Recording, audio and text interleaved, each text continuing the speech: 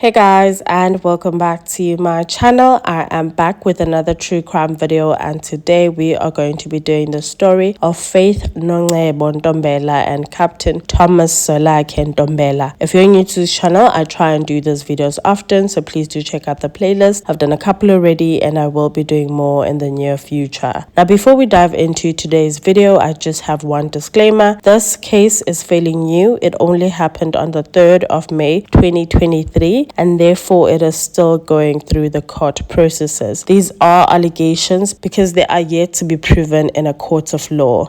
Now with that said, and without wasting any more time, let's dive into today's video. Today's video takes us to Durban, KwaZulu-Natal in South Africa. Zwelakhe Thomas was born on the 5th of February in 1973 in Umlazi, a township in Durban. He has a twin brother named Ntombela and comes from a very close-knit family with both parents being in the household. Zwelakhe went to Sipapheme High School in Umzindo, where he completed his matric in 1992 at the age of 19. Immediately after completing his matric, he went to the police academy where he would train towards being a police officer. Very soon after this, he was sworn into the South African Police Service, where he would start what would be a very fulfilling and honorable career. A few years into his career, he met a beautiful young woman named Faith Nongcebo Ntombela, who was born on the 22nd of March 1975. She was a young professional who was working at the magistrate's court. Very quickly, the couple fell in love and were married in 2004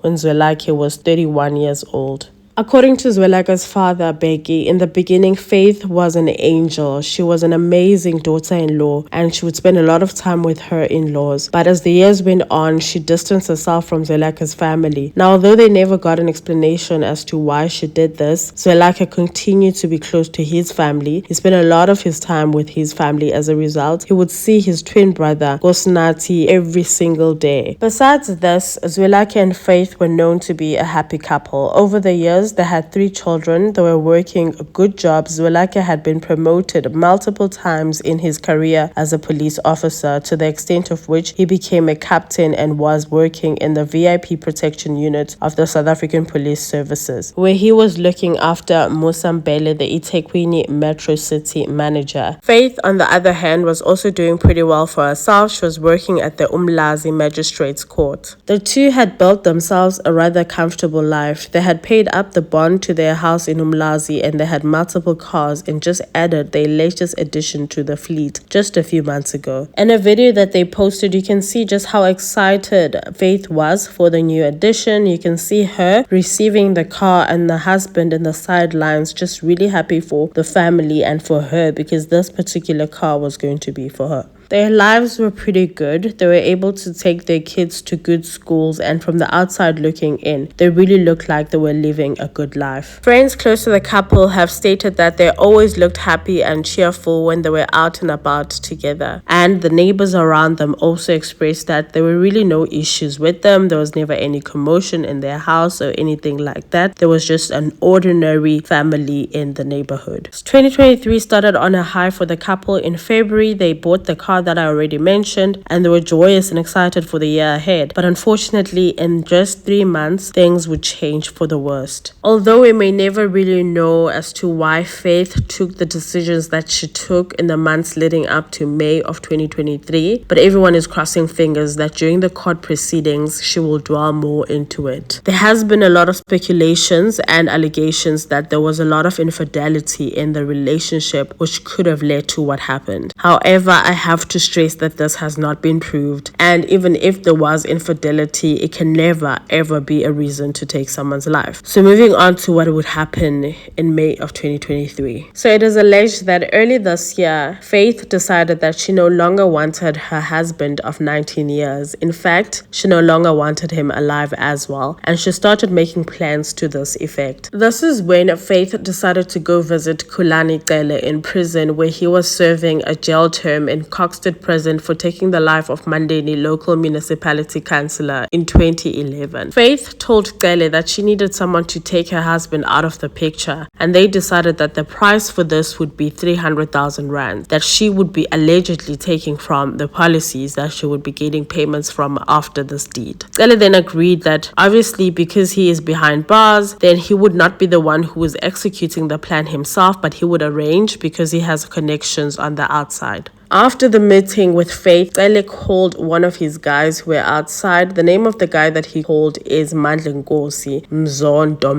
Now, as much as Ntombela shares the same surname as Faith and Zwelakhe, there's absolutely no relation. He had no idea who Faith and Zwelakhe were, and actually at this point in time, he didn't even know that they shared the same surname. So nonetheless, Cele calls Ntombela and basically tells him that, listen, I have a job for you. You're going to be paid pretty well for it. But before you execute the job, I need you to first go to Umlazi with Stembiso. Now, Stembiso is an acquaintance of both of them. So Ntombela agrees. Now, the reason they were going to Umlazi is because they were fetching a car. They drive to Umlazi and they meet up with Faith at Mega City Shopping Center. Now, the purpose for this whole meeting, like I already mentioned, was that they were collecting a car from Faith, but they didn't know the full details as to what was supposed to be happening to the car. But Cele was going to be telling them step by step. After they finish a certain, then he would be telling them what's happening after this. So the first step was to go and collect the car from Faith. They got to Mega City. Faith got there, dropped off the car. It was a Suzuki. Then the two guys drove off with the car back to Stembiso's house. The next instruction from Cele was that Ntombela had to remove the tracker from the car. So that is exactly what he did next. After the tracker was removed, this is when Cele laid down the full plan to Ntombela. He basically told Ntombela that, listen, Faith, the woman who you collected the car from, wants her husband gone. So you need to make sure that that happens. He's a police officer, so you need to go and ambush him and make sure that you take his life. He then also let him know that the reason the car was collected was because you are going to be using the specific car for the hit. So the next communication was between Cele and Faith. Faith was meant to make a video. This video was going to go to Ntombela and basically guide him in terms of how to execute the crime, because it was going to be done at their family home. Faith had to literally first direct him to where they stay, also guide him in terms of where can he hide, what places are dark enough for him to hide at night, which neighbors to look out for, which neighbors have dogs. Faith took that assignment, executed it to the T. She did the video, guided Ntombela. This is where you drive in. Once you've driven in, turn on the street, drive down. She guided Ntombela as to what to do when you get to the gate. This is where we sleep. This is where our window is. It's dark at night at this particular point. She guided Ntombela. She made those videos and she made them to the T. So I'm going to play some of the videos. Unfortunately, they are in Zulu, but basically what she's doing here is that she is explaining where everything is. Then sengiyangena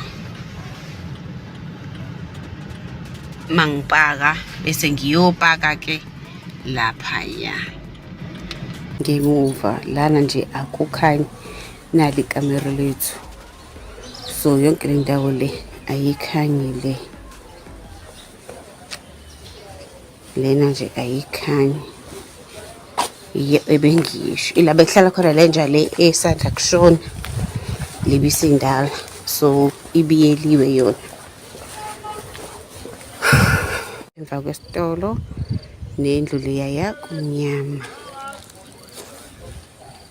akubonakali.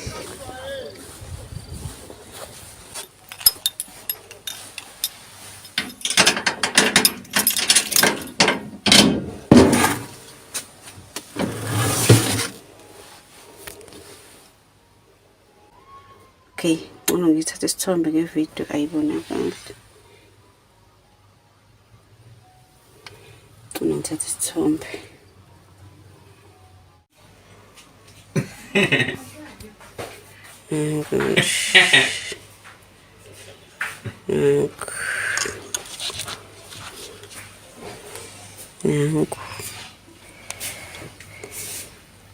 Ngizomkhipha la kushoda 1 nakulo munye nje kushoda one. So after these videos were sent, Nkosi and Faith still met up in person for the last time before the execution of the plan, just to polish everything up and also for him to have what I would call a site visit. During this visit, Faith gave Nkosi 1,200 rands. This was for petrol for the night and the Zwelakhe's police uniform. Now this was supposed to be used as a disguise, perhaps for the neighbors, because he would be waiting for Zwelakhe for a couple of hours outside before he came back from work on the night of the incident. Wednesday, the 3rd of May 2023 came, the day that was set aside for the plan to be executed. Captain Zwelakhe Thomas Ntombela woke up as usual and started preparing for work, completely oblivious to what his wife had planned for him that day. He said his goodbyes to his kids as usual, as well as his wife, and he got into his car and drove to work. Faith Ntombela also did the same. She prepared for work and went to the magistrate's court where she worked. Now on this particular day, it was no usual day of work for her because she was stuck on calls the whole day, conversing between herself, Zwelakhe, as well as Nkosi.